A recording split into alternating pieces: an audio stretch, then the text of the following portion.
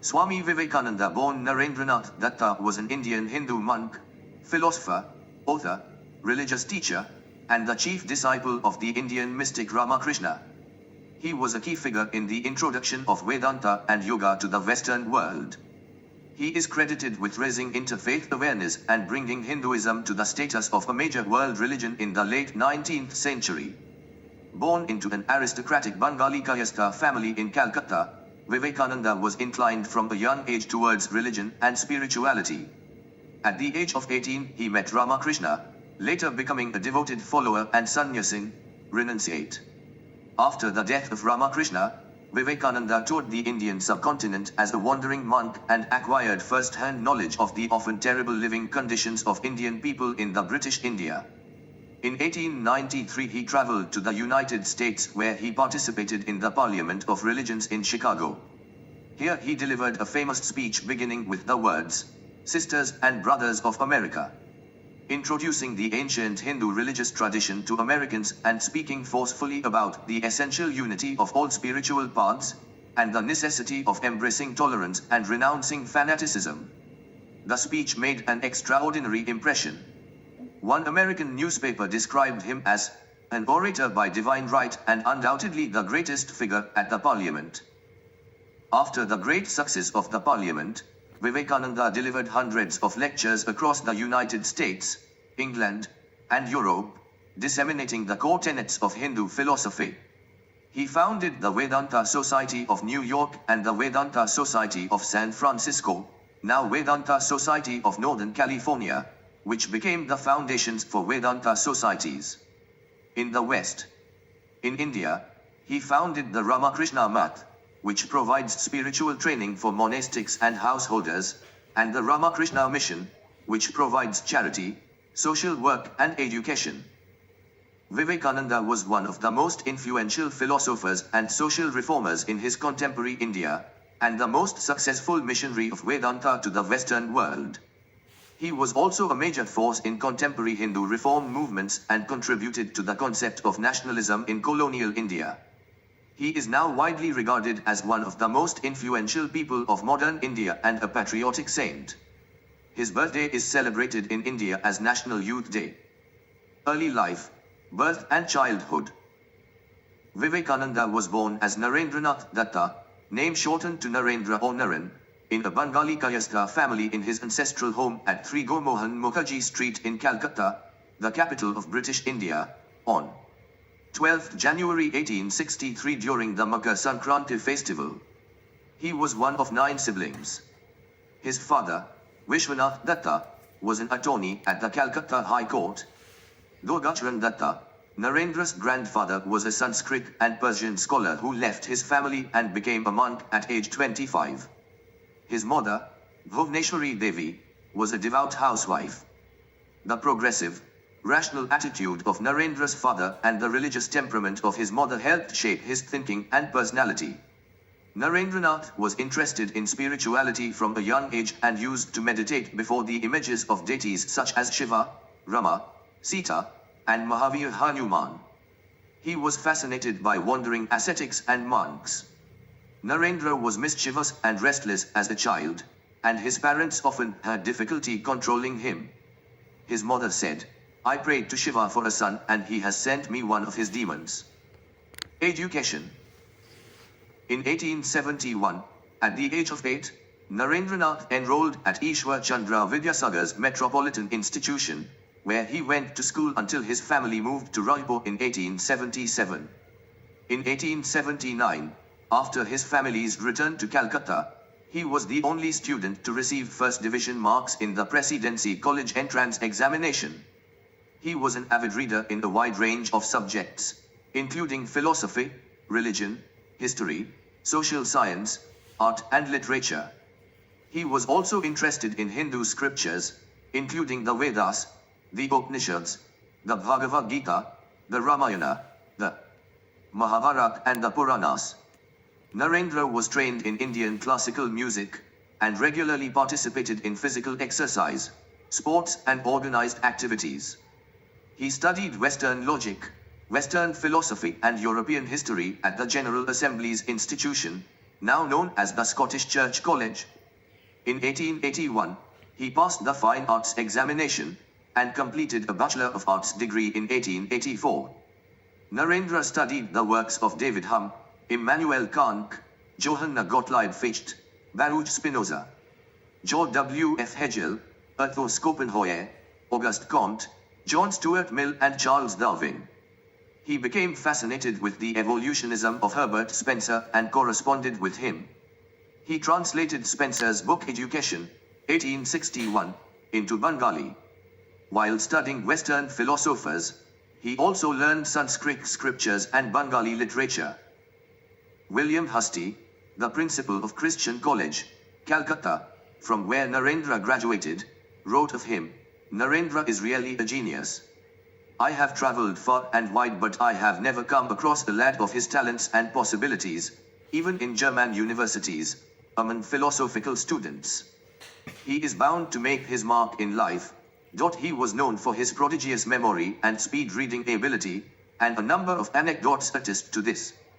Some accounts have called Narendra a Shuddhadhara, a person with a prodigious memory. Initial spiritual forays. In 1880, Narendra joined Keshav Chandra Sen's Nava Vidhan, which was established by Sen after meeting Ramakrishna Paramahamsa and reconverting from Christianity to Hinduism. Narendra became a member of a Freemasonry lodge at some point before 1884, and of the Sadharan Brahmo Samaj in his 20s, a breakaway faction of the Brahmo Samaj led by Keshav Chandra Sen and Devendranath Tagore. From 1881 to 1884, he was also active in Sen's Band of Hope, which tried to discourage youths from smoking and drinking. It was in this cultic milieu that Narendra became acquainted with Western esotericism. His initial beliefs were shaped by Brahmo concepts, which denounced polytheism and caste restrictions, and proposed a streamlined, rationalized, monotheistic theology strongly colored by a selective and modernistic reading of the Upanishads and of the Vedanta. Ram Mohan Roy, the founder of the Brahmo Samaj, who was strongly influenced by Unitarianism, strove towards a universalistic interpretation of Hinduism. His ideas were altered considerably by Devendranath Tagore, who had a romantic approach to the development of these new doctrines, and questioned central Hindu beliefs like reincarnation and karma, and rejected the authority of the Vedas. Tagore, and later Sen, also brought this Neo-Hinduism closer in line with Western esotericism. Sen was influenced by Transcendentalism, an American philosophical religious movement strongly connected with Unitarianism, which emphasized personal religious experience over mere reasoning and theology. Sen's focus on creating an accessible, non-renunciatory, everyman type of spirituality that introduced lay systems of spiritual practice was an influence on the teachings Vivekananda later popularized in the West. Not satisfied with his knowledge of philosophy, Narendra came to the question which marked the real beginning of his intellectual quest for God. He asked several prominent Calcutta residents if they had come face to face with God, but none of their answers satisfied him. At this time, Narendra met Devendranath Tagore, the leader of Brahmo Samaj, and asked if he had seen God. Instead of answering his question, Tagore said, "My boy, you have the yogi's eyes." According to Banhati, it was Ramakrishna who first truly answered Narendra's question by saying, "Yes, I see him as I see you, only in an infinitely intenser sense." De Michelis, however, suggests that Vivekananda was more influenced by the Brahmo Samaj and its new ideas than by Ramakrishna. According to De Michelis, it was Sen's influence that brought Vivekananda fully into contact with Western esotericism, and it was via Sen that he met Ramakrishna. Swami Vivekananda agrees that the Brahmo Samaj was a formative influence, but affirms that it was Narendra's momentous encounter with Ramakrishna that changed the course of his life by turning him away from Brahmoism. Meeting Ramakrishna. Narendra first met Ramakrishna in 1881. When Narendra's father died in 1884, Ramakrishna became his primary spiritual focus. Narendra's introduction to Ramakrishna occurred in a literature class at General Assembly's institution, When Professor William Husty was lecturing on William Wordsworth's poem, The Excursion. While explaining the word trance in the poem, Husty suggested that his students visit Ramakrishna of Dakshineswar to understand the true meaning of trance. This prompted Narendra, among others in the class, to visit Ramakrishna. They probably first met personally in 18 November 1981, though Narendra did not consider this their first meeting, and neither man mentioned this meeting later. At the time, Narendra was preparing for his upcoming FA examination. Ramchandra Datta accompanied him to Surendranath Mitra's house where Ramakrishna had been invited to deliver a lecture. According to Makrand Paranjape, at this meeting Ramakrishna asked Narendra to sing. Impressed by his talent, he asked Narendra to come to Dakshineswar. Narendra went to Dakshineswar in late 1881 or early 1882 and met Ramakrishna. This meeting proved to be a turning point in his life. Although he did not initially accept Ramakrishna as his teacher and rebelled against his ideas, he was attracted by his personality and frequently visited him. He initially saw Ramakrishna's ecstasies and visions as mere figments of imagination and hallucinations. As a member of Brahmo Samaj, he opposed idol worship, polytheism, and Ramakrishna's worship of Kali. He even rejected the Advaita Vedanta teaching of identity with the Absolute as blasphemy and madness, and often ridiculed the idea. Ramakrishna was unperturbed and advised him, try to see the truth from all angles. Narendra's father's sudden death in 1884 left the family bankrupt. Creditors began demanding the repayment of loans, and relatives threatened to evict the family from their ancestral home. Once the son of a well-to-do family, Narendra became one of the poorest students in his college. His attempts to find work were unsuccessful. He questioned God's existence, but found solace in Ramakrishna, and his visits to Dakshineswar increased. One day, Narendra asked Ramakrishna to pray to the goddess Kali for his family's financial welfare. Ramakrishna instead suggested he go to the temple himself and pray. Narendra went to the temple 3 times, but did not pray for any kind of worldly necessities. He ultimately prayed for true knowledge and devotion from the goddess. He gradually became ready to renounce everything for the sake of realizing God, and accepted Ramakrishna as his guru. In 1885, Ramakrishna developed throat cancer. He was transferred to Calcutta and then to a garden house in Kostipore. Narendra and Ramakrishna's other disciples took care of him during his last days, and Narendra's spiritual education continued. At Kostipore, he experienced Nirvikalpa Samadhi. Narendra and several other disciples received ochre robes from Ramakrishna, forming his first monastic order. He was taught that service to men was the most effective worship of God. Ramakrishna asked him to take care of the other monastic disciples, and likewise asked them to see Narendra as their leader. Ramakrishna died in the early morning hours of 16 August 1886 in Kostipore. Founding of Ramakrishna Math. After Ramakrishna's death, support from devotees and admirers diminished. Unpaid rent accumulated, forcing Narendra and the other disciples to look for a new place to live. Many returned home, adopting a grihastha, family-oriented, way of life. Narendra decided to convert a dilapidated house at Barnagar into a new math monastery for the remaining disciples. Rent for the Barnagar math was low, and was raised by Madhuka, holy begging. It became the first building of the Ramakrishna math, the monastery of the monastic order of Ramakrishna. Narendra and other disciples used to spend many hours practicing meditation and religious austerities every day. Narendra recalled the early days of practice in the monastery. We used to get up at 3 a.m. and become absorbed in japa and meditation. What a strong spirit of detachment we had in those days. We had no thought even as to whether the world existed or not.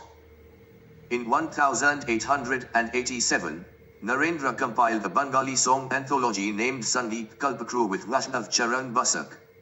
Narendra collected and arranged most of the songs in this compilation, but unfavorable circumstances prevented its completion. Monastic woes.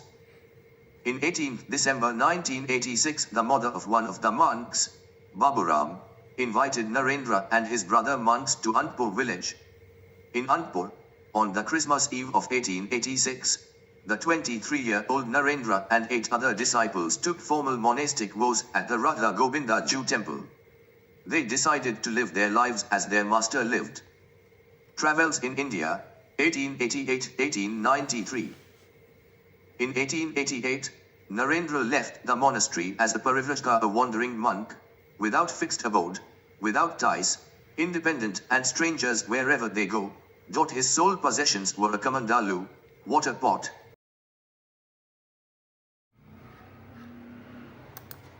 During travels, he met and stayed with Indians from all religions and walks of life, scholars, Devans, Rajas, Hindus, Muslims, Christians, pariahs, low-caste workers, and government officials. On the suggestion of his patron, friend and disciple Raja Ajit Singh of Kekri, he adopted the name Vivekananda, a conglomerate of the Sanskrit words Viveka and Nanda, meaning the bliss of discerning wisdom. As Vivekananda, he departed Bombay for Chicago on 31st May 1893, intending to participate in the world's Parliament of Religions. First visit to the West, 1893-1897. Vivekananda visited several cities in Japan, including Nagasaki, Kobe, Yokohama, Osaka, Kyoto and Tokyo, China and Canada en route to the United States, reaching Chicago on 30th July 1893. The Parliament of Religions took place in 18th September 1993. An initiative of the Swedenborgian layman and Illinois Supreme Court Judge Charles C. Bonney, the Congress sought to gather all the religions of the world, with the aim of showing the substantial unity of many religions in the good deeds of the religious life. The Brahmo Samaj and the Theosophical Society were invited as representative of Hinduism.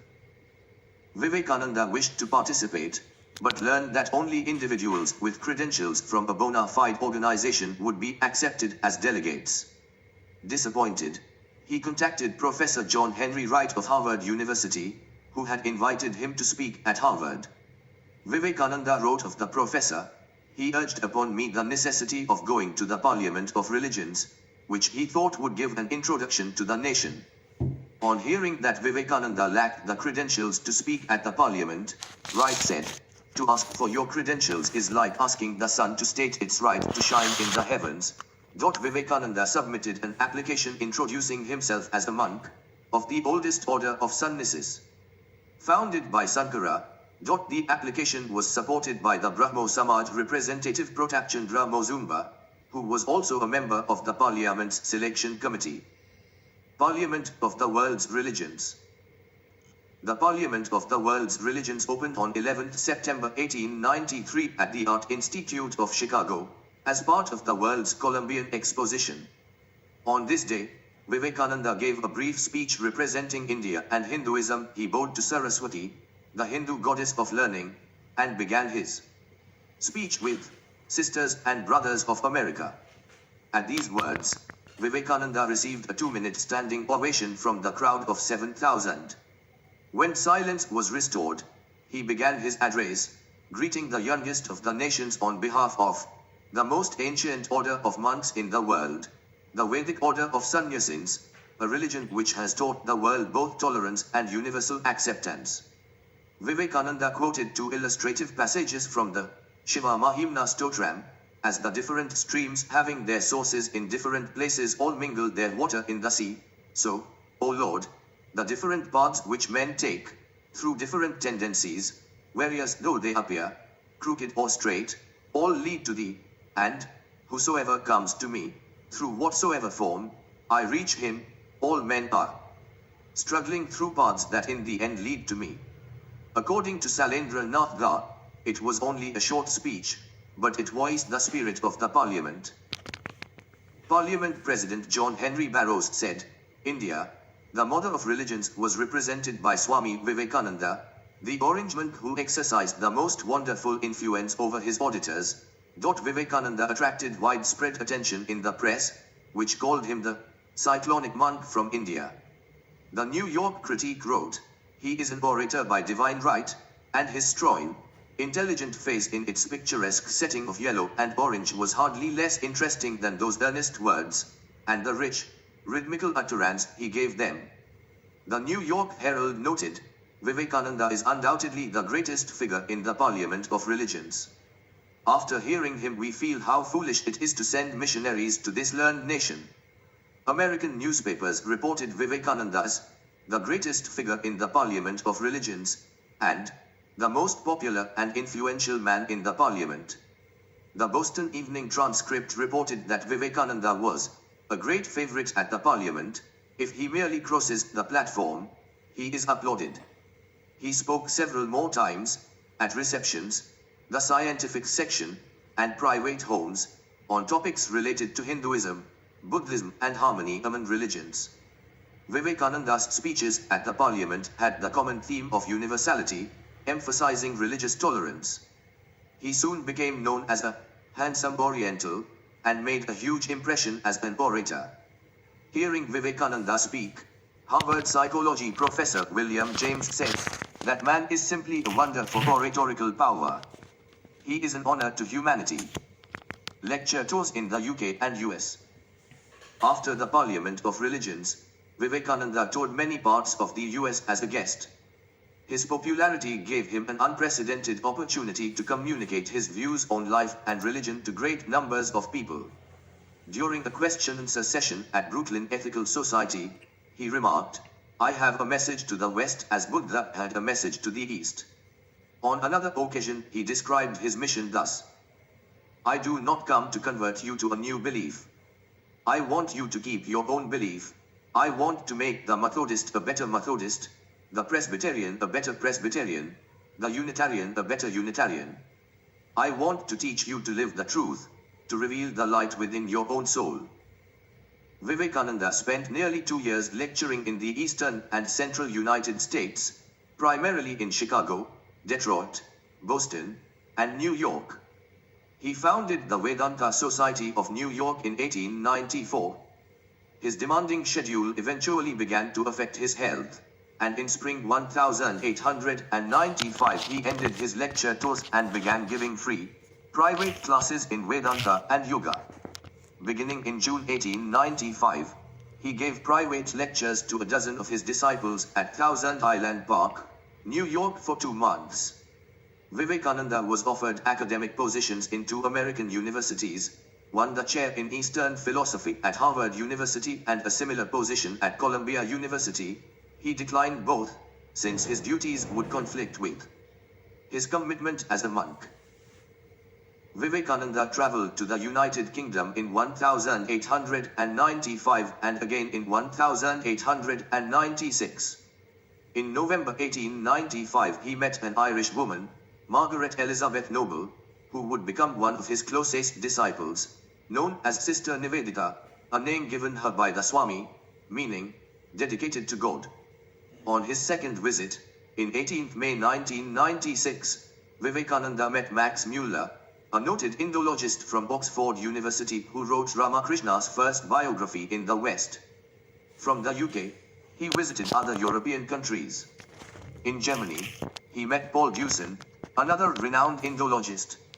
Vivekananda's success led to a change in mission, namely the establishment of Vedanta centers in the West.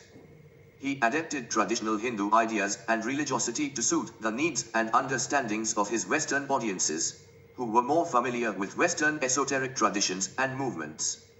An important element in his adaptation of Hindu religiosity was the introduction of his 4 Yogas model, based in Raja Yoga, which offered a practical means to realize the divine force within, a central goal of modern Western esotericism. In 1896, his book Raja Yoga, an interpretation and adaptation of Patanjali's Yoga Sutras, was published, becoming an instant success. It became highly influential in the Western understanding of yoga, in Elizabeth de Michelis's view marking the beginning of modern yoga. Vivekananda attracted followers and admirers in the US and Europe, including Josephine MacLeod, Betty Leggett, Lady Sandwich, William James, Josiah Royce, Robert G. Ingersoll, Lord Kelvin, Harriet Monroe, Ella Wheeler Wilcox, Sarah Bernhardt, Nikola Tesla, M. Markov, and Hermann Ludwig Ferdinand von Helmholtz. He initiated several followers. Marie-Louise, a French woman, became Swami Abhayananda, and Leon Landsberg became Swami Kripananda, so that they could continue the work of the mission of the Vedanta Society. This society still is filled with foreign nationals and is also located in Los Angeles. During his stay in America, Vivekananda was given land in the mountains to the southeast of San Jose, California, to establish a retreat for Vedanta students. He called it Peace Retreat, or Shanti Asrama. The largest American center is the Vedanta Society of Southern California in Hollywood, one of the 12 main centers. There is also a Vedanta press in Hollywood which publishes books about Vedanta and English translations of Hindu scriptures and texts. Christina Greenstidel of Detroit was also initiated by Vivekananda with the mantra, and she became Sister Christine, and they established a close father-daughter relationship. From the West, Vivekananda revived his work in India. He regularly corresponded with his followers and brother monks, offering advice and financial support. His letters from this period reflect his campaign of social service, and were strongly worded. He wrote to Akhandananda, "Go from door to door amongst the poor and lower classes of the town of Kekri and teach them religion. Also, let them have oral lessons on geography and such other subjects. No good will come of sitting idle and having princely dishes, and saying, 'Ramakrishna, O Lord,' unless you can do some good to the poor." In 1895, Vivekananda founded the periodical Brahmavadin to teach the Vedanta. Later, Vivekananda's translation of the first 6 chapters of The Imitation of Christ was published in Brahmavadin in 1899. Vivekananda left for India on 16 December 1896 from England with his disciples Captain and Mrs. Sevier and J.J. Goodwin. On the way, they visited France and Italy, and set sail for India from Naples on 30 December 1896. He was later followed to India by Sister Nivedita, who devoted the rest of her life to the education of Indian women and India's independence. Back in India, 1897-1899. The ship from Europe arrived in Colombo, British Ceylon, now Sri Lanka, on 15 January 1897, and Vivekananda received a warm welcome. In Colombo, he gave his first public speech in the East. From there on, his journey to Calcutta was triumphant. Vivekananda travelled from Colombo to Pamban, Rameswaram, Ramnad, Madurai, Kumbakonam and Madras, delivering lectures. Common people and Rajas gave him an enthusiastic reception. During his train travels, people often sat on the rails to force the train to stop, so they could hear him. From Madras, now Chennai, he continued his journey to Calcutta and Almora. While in the West, Vivekananda spoke about India's great spiritual heritage. In India, he repeatedly addressed social issues, uplifting the people, eliminating the caste system, promoting science and industrialization, addressing widespread poverty and ending colonial rule. These lectures, published as lectures from Colombo to Almora, demonstrate his nationalistic fervor and spiritual ideology. On 1 May 1897 in Calcutta, Vivekananda founded the Ramakrishna Mission for Social Service. Its ideals are based on Karma Yoga, and its governing body consists of the trustees of the Ramakrishna Math, which conducts religious work. Both Ramakrishna Math and Ramakrishna Mission have their headquarters at Belur Math. Vivekananda founded 2 other monasteries, one in Mayavati in the Himalayas, near Almora, the Advaita Ashrama, and another in Madras, now Chennai. 2 journals were founded, Prabuddha Bharata in English and Udbodhan in Bengali. That year, famine relief work was begun by Swami Vivekananda in the Murshidabad district. Vivekananda earlier inspired Jamsetji Tata to set up a research and educational institution when they traveled together from Yokohama to Chicago on Vivekananda's first visit to the West in 1893. Tata now asked him to head his research institute of science. Vivekananda declined the offer, citing a conflict with his spiritual interests. He visited Punjab, attempting to mediate an ideological conflict between Arya Samaj, a reformist Hindu movement, and Sanatan, Orthodox Hindus. After brief visits to Lahore, Delhi and Khaikri, Vivekananda returned to Calcutta in 18 January 1998. He consolidated the work of the Math and trained disciples for several months.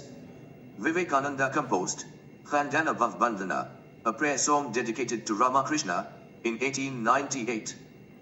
Second visit to the West and final years, 1899-1902. See also, Swami Vivekananda in California.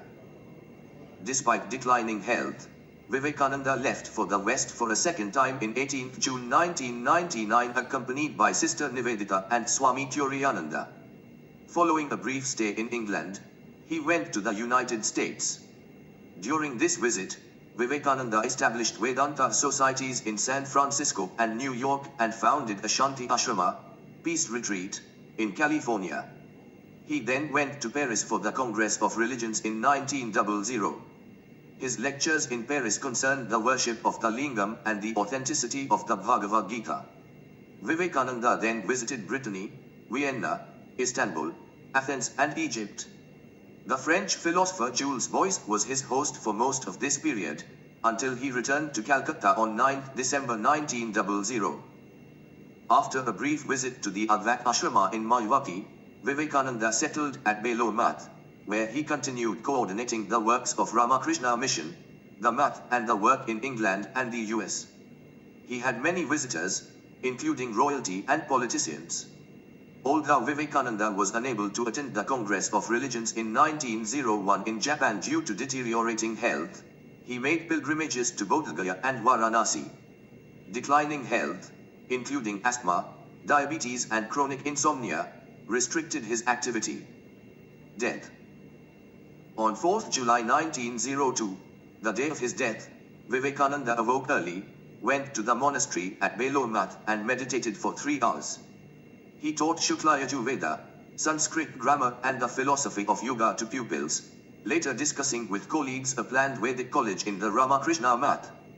At 7 p.m. Vivekananda went to his room, asking not to be disturbed. He died at 9:20 p.m. while meditating. According to his disciples, Vivekananda attained Mahasamadhi. The rupture of a blood vessel in his brain was reported as a possible cause of death. His disciples believed that the rupture was due to his Brahmarandra, an opening in the crown of his head, being pierced when he attained Mahasamadhi. Vivekananda fulfilled his prophecy that he would not live 40 years. He was cremated on a sandalwood funeral pyre on the bank of the Ganga in Belur, opposite where